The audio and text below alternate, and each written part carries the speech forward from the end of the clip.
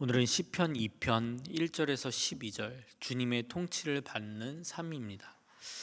오늘 본문은 새로운 왕이 즉위할 때 사용되었던 시편으로 구약 학자들은 왕권을 위한 시편이다 말하고 있습니다. 그런데 1절을 보시면요. 어찌하여 이방 나라들이 분노하며 민족들이 헛된 일을 꾸미는가. 왕이 즉위할 때 사용된 시편이라고 하기에는 1절의 상황들 보시면 굉장히 이방 나라들이 분노하고 있고 불안한 모습을 우리에게 보여주고 있습니다.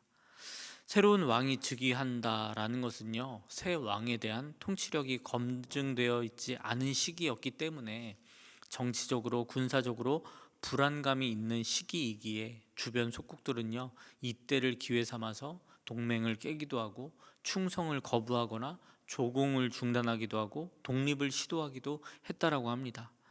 그래서 실제로 아수르와 바벨론의 역사에서도 이제 왕이 교체될 때 여러 속국들이 동시에 반란을 일으킨 사례가 반복되고 있습니다. 이스라엘 역사에서도 비슷한 모습을 볼 수 있죠. 특히 솔로몬 이후에 이제 르호보암이 왕이 되었을 때 나라가 둘로 나뉘게 되고 주변 세력들도 다시 독립하려는 그런 움직임들이 보였습니다. 이처럼 새로운 왕의 즉위는요, 너무나도 영광스러우면서도 한편으로는 왕권에 대한 열방의 도전의 시간이기도 했습니다. 바로 이러한 배경 속에서 이제 시편 2편이 시작되는 것입니다. 1절에서 3절을 보시면 어찌하여 이방 나라들이 분노하며 민족들이 헛된 일을 꾸미는가.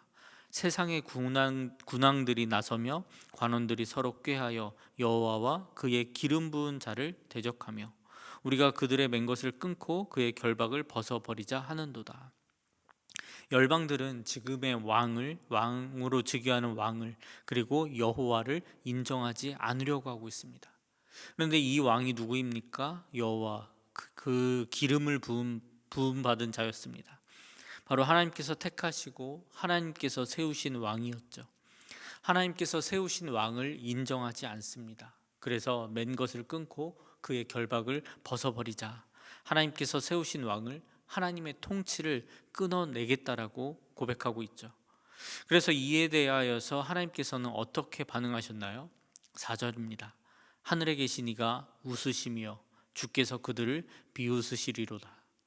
너무 재밌는 표현이죠. 하나님께서 비웃으셨습니다. 왕의 즉위, 검증이 되지 않는 상태에 있는 왕에게 한번 덤벼보려고 하고 있는 열방의 왕들. 하지만 그 왕을 세운 하나님을 인식하지 못했던 것이죠. 그래서 하나님께서 비웃으시리로다. 원어의 의미는요, 그냥 웃는다라는 의미가 아니라 조금도 위협을 느끼지 않는다로 기록되어져 있습니다. 그리고 6절에서 이렇게 말씀하십니다. 내가 나의 왕을 내 거룩한 산 시온에 세웠다 하시리로다. 너희가 한번 어떻게 해보려는 그 왕을 하나님께서 세우셨다라는 것이죠. 왕을 세우신 분 하나님이라는 것입니다. 그러면서 7절 내가 여호와의 명령을 전하노라. 여호와께서 내게 이르시되 너는 내 아들이라 오늘 내가 너를 낳았도다. 너는 내 아들이라 오늘 내가 너를 낳았도다. 그 왕의 신분을 언약적 관계에 대하여서 분명하게 말씀하고 계십니다. 다윗은 내가 세운 내 백성을 다스릴 왕이라는 것을 분명히 선포하고 계시는 것이죠. 하지만 하나님께서 다윗만을 이야기하신 것인가? 그것은 아니란 것입니다. 시편 2편은요. 왕의 시이면서 예수 그리스도의 왕 되심을 선포하는 메시아 시편입니다. 다윗을 넘어서 예수 그리스도의 왕권을 예언하고 있는 것이죠. 세상은 예수님을 거부했습니다. 그래서 이 시편 2편의 1절에서 2절 사도행전 4장에서도 인용을 했었습니다.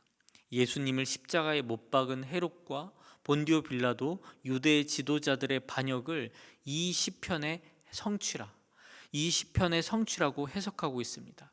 세상은요, 예수님을 거부했습니다. 왕을 거부했지만 하나님께서 하나님 되심을 보이셨죠. 이 자를 세운 자가 나다. 하나님께서 예수님을 참된 왕으로 세우셨다라는 것을 성취하셨습니다. 십자가에 달려 돌아가셨고 죽으셨고 부활하셔서 왕 되심을 확증하셨습니다. 오늘 말씀을 적용해 본다면 열방들은 기름 부은 받은 자를 대적했습니다. 이 대적이라는 것은요, 단순히 맞서 싸우다라는 것이 아니라 통치를 거부한다는 것이죠. 예수 그리스도의 통치를 거부하는 이 모습, 나에게는 없는지 오늘 말씀을 통하여 묵상하며 돌아봤으면 좋겠습니다. 이 열방의 모습들, 뭔가 대적하고 통치권 밖으로 나가려고 하고 내가 뭔가 계획해서 나의 힘을 앞세우려는 이 열방들의 모습이 혹시 나의 모습은 아닌지 돌아보기 원합니다.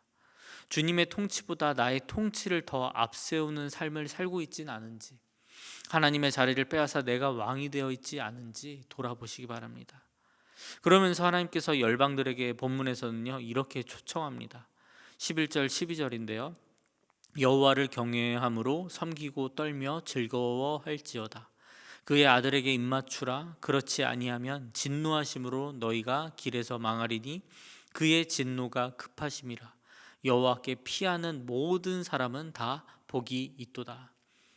이 짧은 구절에서 세 가지를 말씀하셨습니다. 첫 번째는 여호와를 경외함으로 섬기고, 두 번째는 떨며 즐거워하고, 세 번째는 아들에게 입맞추라 말씀하십니다.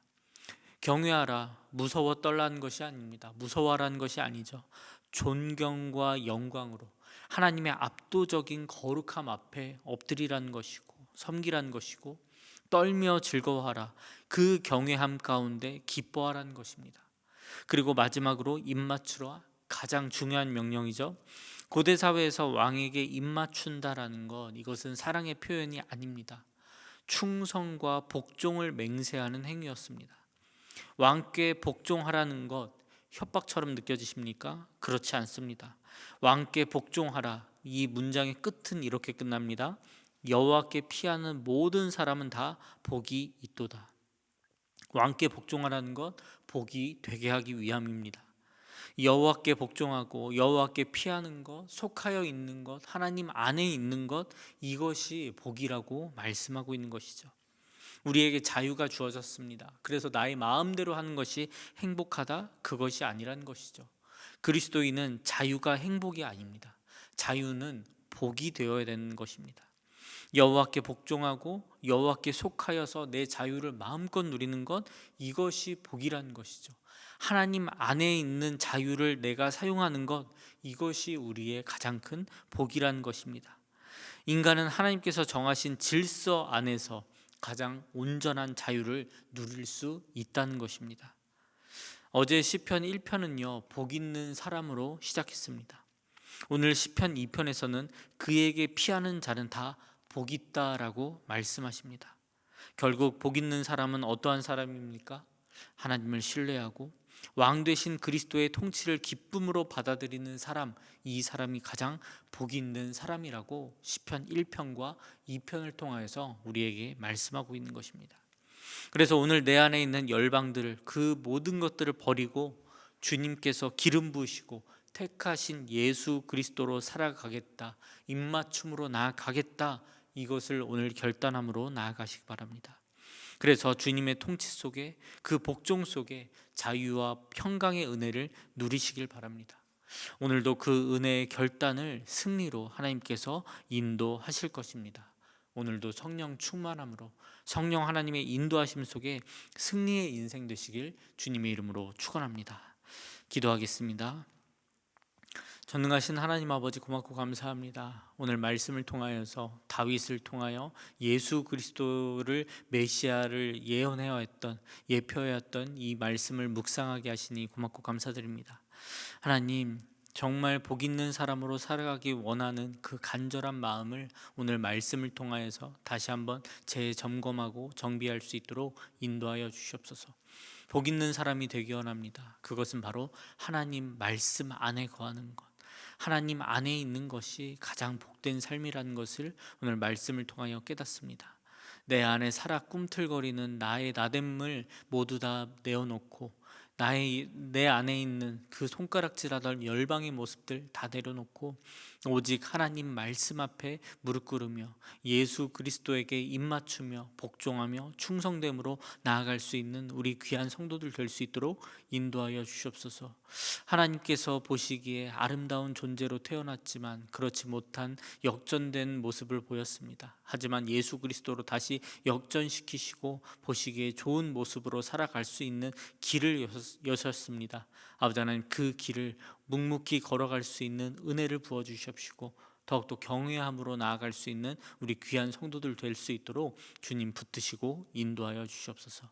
그래서 오늘도 성령 하나님의 은혜를 구하며 나아갑니다. 성령 충만함으로 나아가게 하여 주시옵시고 승리의 삶을 만끽하며 주님께서 주시는 자유 속에서 평안을 누리는 삶 될 수 있도록 오늘의 삶을 주장하여 주시고 인도하여 주시옵소서. 인도하여 주실 주님을 찬양하며 감사드리며 예수님의 이름으로 기도드립니다. 아멘. 이제 오늘